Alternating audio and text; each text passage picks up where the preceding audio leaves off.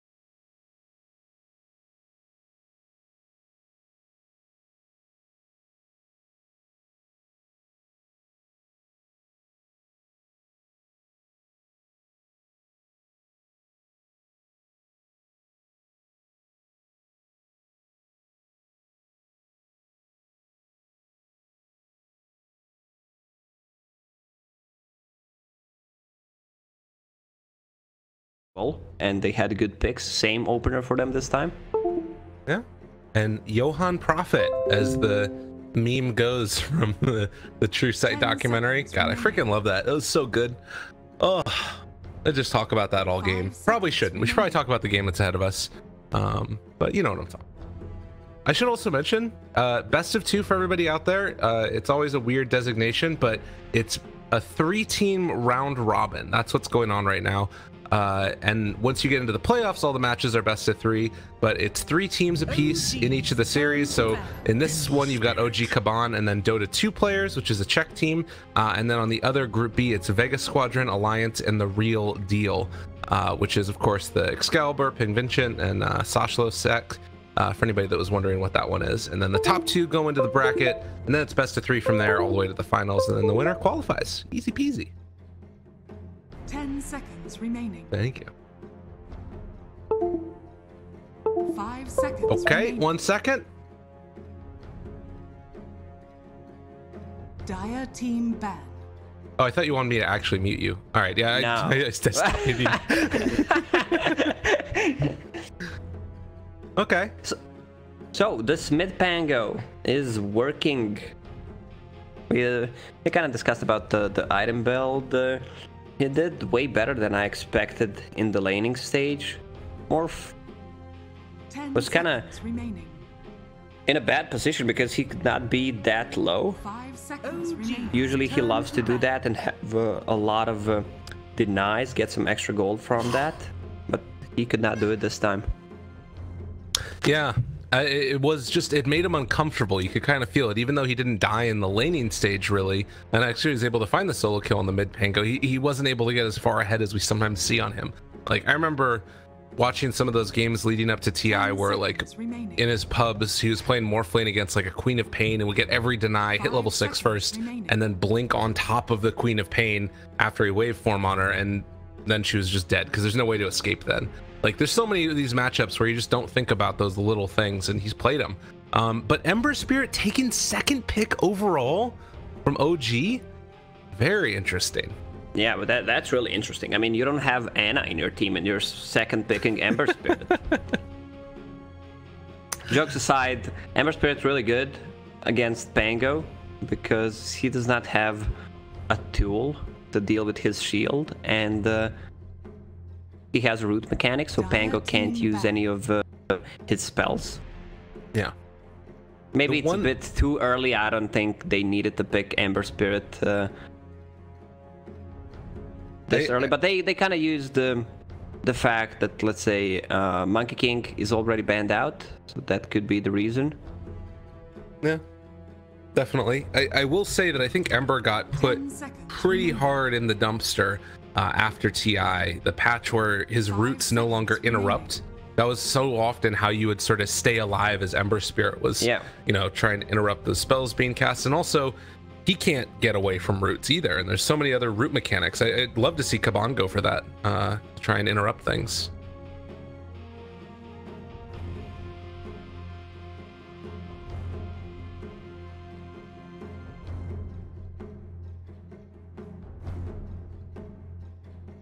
Yeah. I'll let you take a look at that one. But I remember that there was still some of these situations, or like Puck too, if you get leashed at any point, that's pretty rough. I think I don't know how the mid matchup works out, but it is a hero that's started to be seen on the rise a little bit. But it's just gonna be the Rubik again. Kaban, like, all right, you know what, you didn't come up with an answer to our draft, we're gonna run it at you again. What you got? Not broken, don't fix it. Yeah. Dire team pick.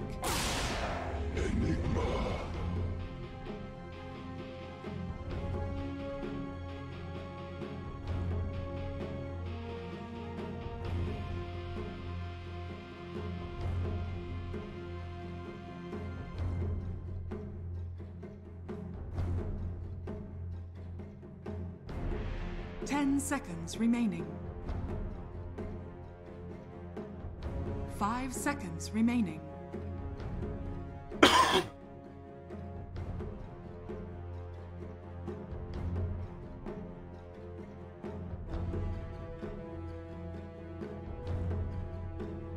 Let's be the extra armor on him. Hey Lacoste, how about if I give you a call real quickly? For some reason my server is dying, so I'm gonna give you a call real quick, okay? Now he's not gonna know that I'm talking shit about it. Get on, Lacoste. Bleh. OG's Hello. Don't tell him. Don't tell him, guys. Yo. Oh, hey, how's it going? No, I wasn't talking trash about you, I promise. Enigma gets picked up, and then we got the Night Stalker in response. You can nerf him, you can change him, you can do whatever you want, but you know for sure that Cinderin is gonna be playing some Night Stalker on his team at some point. Depends. It could be CK. Oh, that's a good point. Yeah, I shouldn't say that he's gonna play it, but he'll pick it for somebody to... Oh yeah, he'll pick it. Sorry about that. I've seen so many Night Stalkers lately, and this is how you counter Team Kaban. You just steal their Boris Summoner. Fair enough. I like it. We didn't talk a whole lot about the Enigma. I think it's a really interesting pick. How do you feel about this hero in general nowadays? Is he strong, do you think? Or like, I haven't seen a lot of him. I think the hero is kind of situational. I love to see Enigma picks when other teams have a lot of melee heroes, or especially against Magnus, where they love to group up around RP, and then you get on top of it with Enigma just for some extra counterplay. He's a still strong laner, denies a lot of XP, not as much as before. Right. And builds into these like utility items. He can get whatever team needs, either Helm of the Dominator, Greaves, Crimson Guard, or if he wants to go for a Blink BKB, Lincoln Sphere this game, because they have nothing that goes through the BKB. So they do have the Rubik. Yeah, that's the problem. Right. It's a little bit weird, I think, to pick the Enigma into the Rubik. but I guess that oftentimes people talk about that, and it's like the stuff that Enigma offers you is maybe it comes online before Rubik is going to be out of control. Maybe that's the hope. I don't know. What do you think? 10 seconds. I think it's gonna be fine. Like it's Okay. 5 seconds. It's hard to play Enigma into Rubik, but it also depends on the team composition. And he received a buff, Midnight Pulse, less mana cost on early levels. So that's huge. Like you can use Midnight Pulse, which is insane amount of damage early on. Let's say level 1 for 50 mana. Right. That So sounds getting nice. one skill point in that could change things a bit, considering if they decide to dive you could get a return kill. Yeah, I think. Oh, and Lycan gets taken. Interesting. Very interesting draft from OG. What the hell are they gonna do? All right, so this with the Lycan pick, it feels like it's rounded up really well. All these summons. Yeah, they want to finish this game quickly. Interesting. 10 seconds. Yeah, so I wouldn't be surprised. I'm not a big fan of Ember Spirit getting BOTs early on, but in this game, he could easily grab it as a first/second item. He can TP on any of the summons on the Hawk, Eidolons. Everyone has basically a summon on side of OG. They need some kind of a hero that deals well with all these summons. Some AoE Night Stalker doesn't provide anything, neither does CK. Rubik does well to some extent. Alright, Oh. that's not what I expected to see, but alright. I mean, the hero builds into Battle Fury. If he has enough time to actually buy it in a game like this. it does feel kind of strange to me. Like you talked about it, you've got treants that are going to get created, you've got Eidolons that are going to get created, you got boars that are going to be summoned, you've got all of the wolves from Lycan, and all of them get the howl bonus damage, but there's very limited wave clear from Kaban. And also, like, I guess the other option that you sometimes have is taking like a Tidehunter or something like that you just stick in a lane and you're like, all right, you're not going to be able to break through this guy. 9 is kind of that on the Pango, but also kind of not. I don't know. I'm not sure what the goal here is going to be. But I will say ILTW's set is amazing. I like it.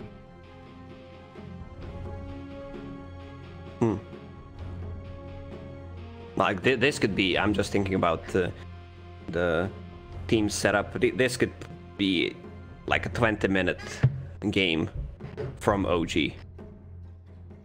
Yeah.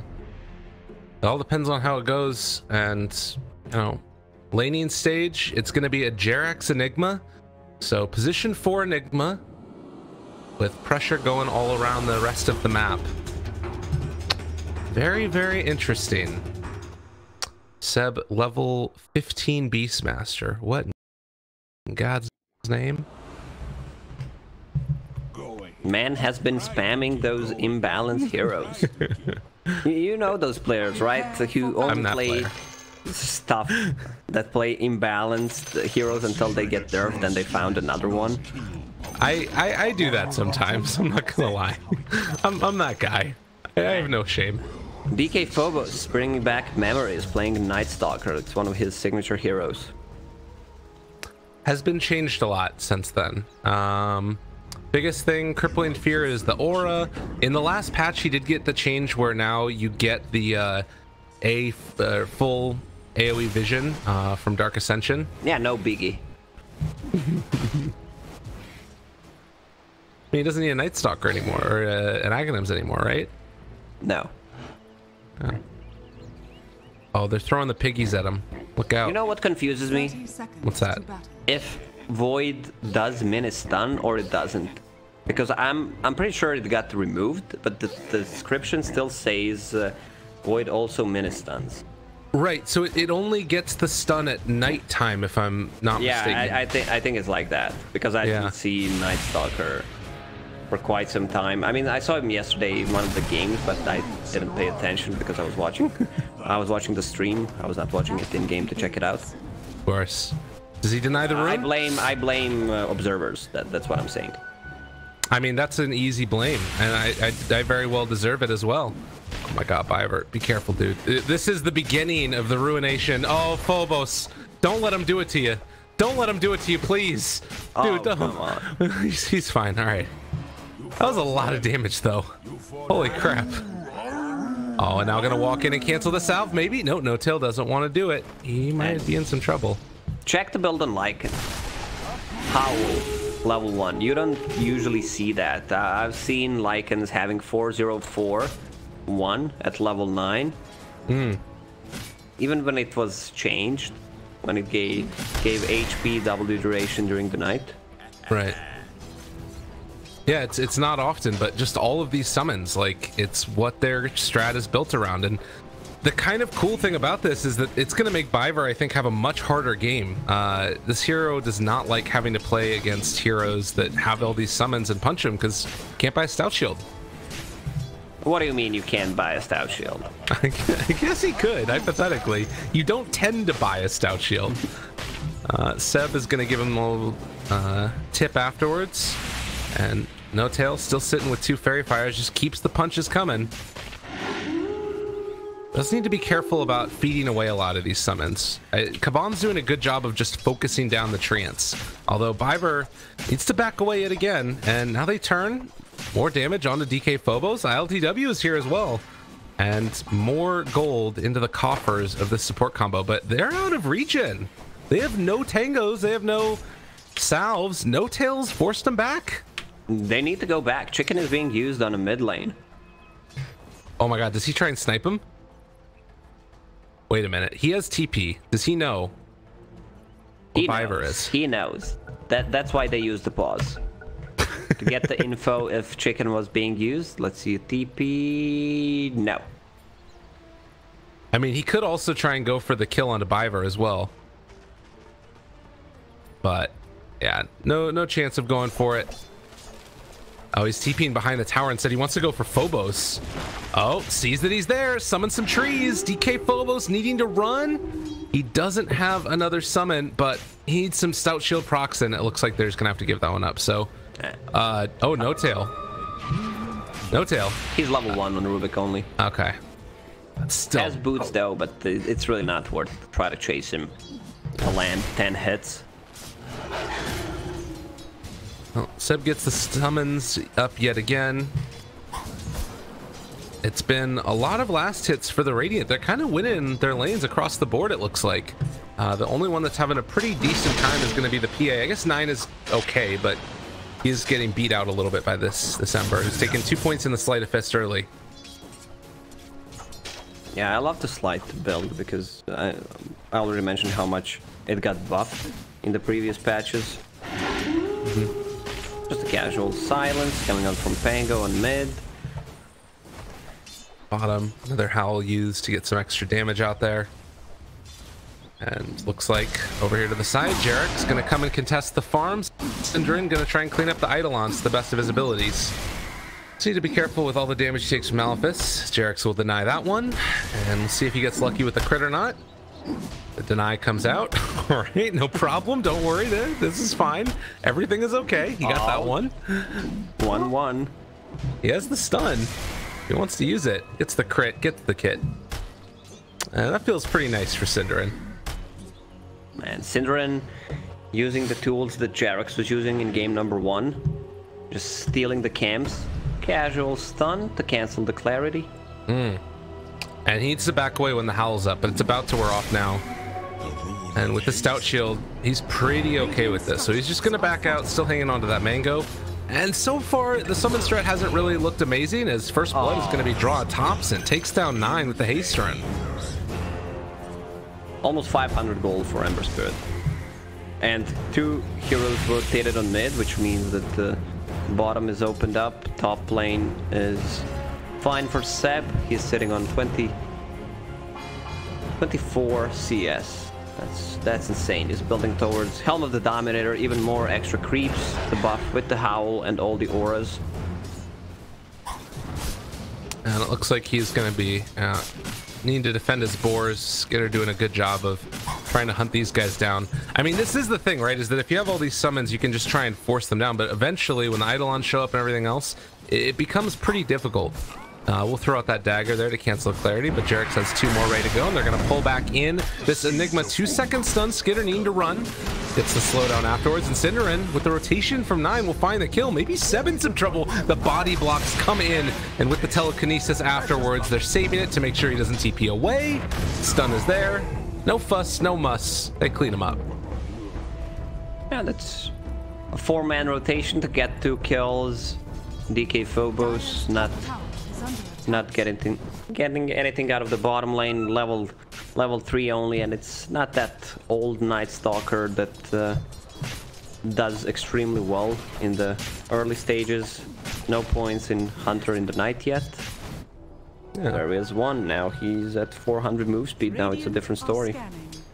Heyo, look at him. It's floating around all fast here.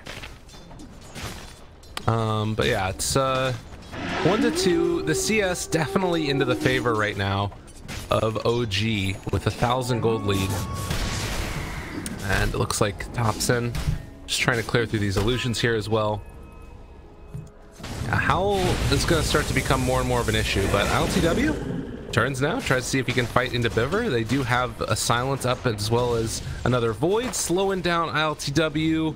The punches looks like it will be there in a second. God, that's a lot of damage though. DK Phobos needs to be careful here. He does have another mango if he wants to use it, as well as avoid the punches. Not enough, but it just goes to show how strong these heroes are. Right click. Lightstone doing a good job. Night Stalker has 5 armor with that -2. They managed to bring him down and tell him to back off, even though he wanted that kill on Lycan. And this does feel like it's the danger zone. ILTW gonna run through the trees, try and chase him down. Cinderin throws out the stun. It's gonna take a little while, and everybody shows up to this one in some trouble there, but Piver didn't have the mana to get the lift up, so ILTW gets out. Meanwhile, Thompson finds the kill mid lane. Piver will show up, or rather Skitter will, and clean up the return kill. Yeah, it was a zoning ulti coming out from Lycan. Heyo. Just granting some vision for his team. No tail. Nah. Oh, what a player. Top Not lane? stay. But top lane is looking really rough for Team Kaban. Oh my god, look at the attack speed once they have Howl. And level 2 Inner Beast. Yeah, Rubik is pretty nice at dealing with this at least, and then once the PA gets into a Battle Fury, which I'm assuming she's going to go for, it's another way to deal with it. At the same time, this pressure comes so early, you might think that you need to be able to stay alive and do damage, but Rubik is going to die there, and meanwhile, 9 moves into position, and he wants to make something happen here. Trying to control up Seb. Jarex dies on the other side of the map. Skitter chasing down 1. 9 gonna move into position there with the disarm. Still all of these creeps chasing them down, but they get the crit and find the kill. Now gonna have to Qualifier blade themselves out of this one. Cinderin also shows up, gonna hit into Thompson, who does have his haste turn. Howl yet again, and that will be about the end of it, it looks like, as Night Stalker shows up, and that puts a stop to all this pressure. Or does it? But they're putting Kill off Courier? Easy. I mean, when you're playing against Nature's Prophet, you need to be careful around using the courier. Try not to show on the map and then grab the items so that he doesn't know where the courier is. But they also have a ward behind the tier 1 tower, which means that he is gonna have a vision. Oh, just don't use courier. There you go, that's the key.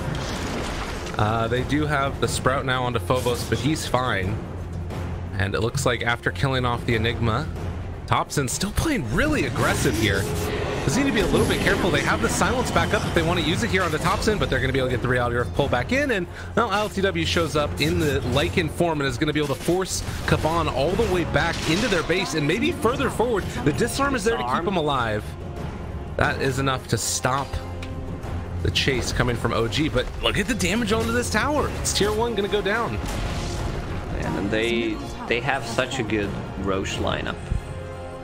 Like once they grab a kill, if they're around the area, they could easily take Roche. 2 points in Inner Beast, Helm of the Dominator completed on Beastmaster, is building Fiver. lads. That's gonna be a lot for us. They will find the kill with the sleight of fist. No tail though, gonna hit the deck in turn. But still, you can see just this constant aggression. It's really hard to deal with for Kaban until they start getting these items. Thompson bottles the rune as he goes for the sleight of fist. All right, that was pretty sick. What do you mean sick? It's just Thompson things. I'm not even surprised anymore how good he's playing. He has some mind-blowing plays. If you remember the clip a couple of days ago when he was playing Monkey King, where he doesn't get the point in one of the skills, so he can jump to the tree. That's pretty sick. Like, even though he took the damage. Right. Well, all of the summons in the world is the strat, and this is something that I was kind of wondering about, right? You take away a lot of the armor from towers if there aren't heroes nearby. So right now, this like tier 2 tower, 15 armor, it does feel like they're gonna fall more quickly than they used to. So kind of a cool strat.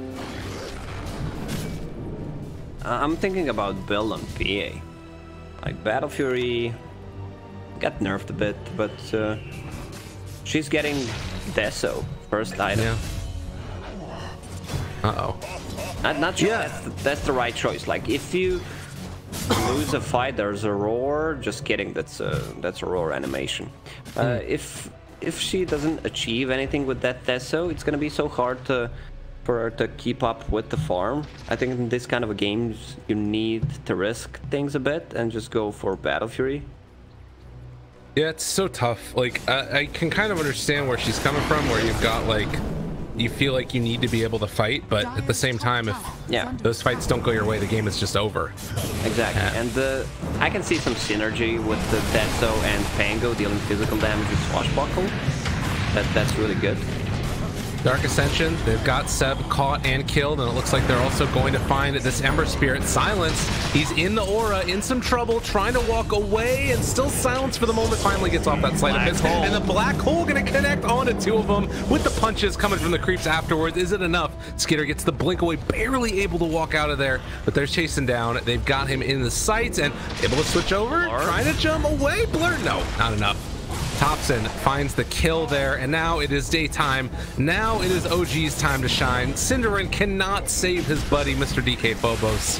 And OG came to play as they take down all of freaking Boer or Kaban, depending upon what language you speak. Yeah, this is one of the reasons why they picked Enigma into Rubik, because there's like no real threat since it's not a core Enigma, and he really doesn't rely on getting off the Black Hole. Just using Malefice, and if you have Eidolons in a team fight with Howl on, look at the damage. Pew, pew, pew, pew, pew. And they're gonna split so quickly. Uh-oh. Need to run. Skitter is maybe done. Oh, Silence, chase. Oh, he misses. The blur. Oh my god, Thompson. Oh, he's gonna try and just run in here now. See if he can get away from the rest of them. Throws back the remnant. One hero goes to deal with that one, while the others go and try and actually find the hero himself, and is going to be able to go for the sleight of fist, but that will eventually find him and get the kill. So the sad Trabone eventually come on, get the kill. Yeah, they're gonna get the Roche in return. Roche goes down so quickly. Medallion on Enigma is that level 4 inner beast with Vlad's. Holy. And the Howl attack speed, yeah, a lot of things all at once. Dude, I don't know. This is looking scary. OG, this was like the old answer, right, to the Night Stalker, though, is that you can see that you can get really good vision with the Night Stalker, but you can't do anything about it. Like, they're just going to be in your face. Up as 5, he can't get a pick off. Body system, everyone's protecting everyone, and they're building into all these small items. Necro 1, actually Necro 2 finished on Lycan, Necro 1 on Nature's Prophet. He's extremely farmed, and you have Vlad, you have Helm of the Dominator. They're ready to go. Radiant structures are fortified. And even the crits don't feel that scary right now coming from the PA. He needs to get into that Deso ASAP, and the roar is going to be there. They find themselves the PA. She will die. Biver able to steal Remnant, which is pretty nice. It's a good way to keep himself alive.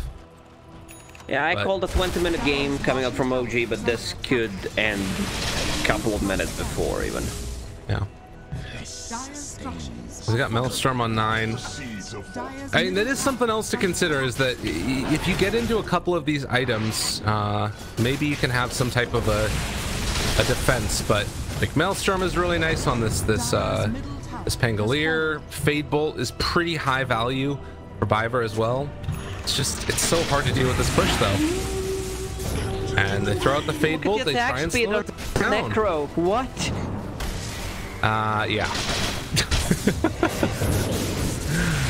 Well, let's go. All right. That tower is actually just about dead. And giving it to these freaking siege creeps too. Like, they're just sending in the siege creeps. It's just happening. That's you know a dead what tower. They needed instead of a Furion? Chen. Oh, yeah. I like that idea. Double damage on the non-hero units from his Divine Favor. Wow. Oh my god. Oh my god. VA. She's just almost dead. They are going to try and force down 7 here. Skinner, he can't go into the fight though. All he can do is throw out daggers. Stunned for the moment, the Pango holding his position, and the Black Bolt pulls him in. Was it going to end up getting disarmed though for the moment, as DK Phobos able to get that silence off. Jerix will be able to walk away. 9 in trouble. This game is feeling super over. Fiverr, eventually 2 will fall. Double kill for Thompson. And in fabulous fashion, this is over. That's a game. There's nothing they can do. They're gonna lose 3 sides. They take one side in 10 to 15 seconds. Yeah. Look at this. Look at this attack speed. Where's Howl? Use your Howl. There it is. Oh my god. It's like all these little auras and all the creeps in the world. It felt like it was OG doing just this draft the entire time. You kind of had an idea of what it was going to be. Some fireworks being thrown out, the piggies down as well. The base is being invaded by trees as well as trees. And yeah, tier 3 tower gonna drop eventually as well here. Oh man, I had such a great joke, but it's so inappropriate. God damn it, Lacoste, what are you doing? Well, just the last little bits of this to clean up as the tips come out. And No Tail goes pretty far in there. We'll get killed off by the Sprout, but Thompson looks like he is going to be able to clean up everything else. Rooted for the moment. Rampage for Thompson. Easy peasy. And that's GG. 18 minutes game. Not just 18 minute game. They took down Mega Creeps and Tier 4 towers in 18 minutes. Yeah, that's insane. Well, the beauty of Dota is that these kind of strats existed as long as Dota existed. It's just these combination of heroes who are strong at the time. You just use that and use it again. Like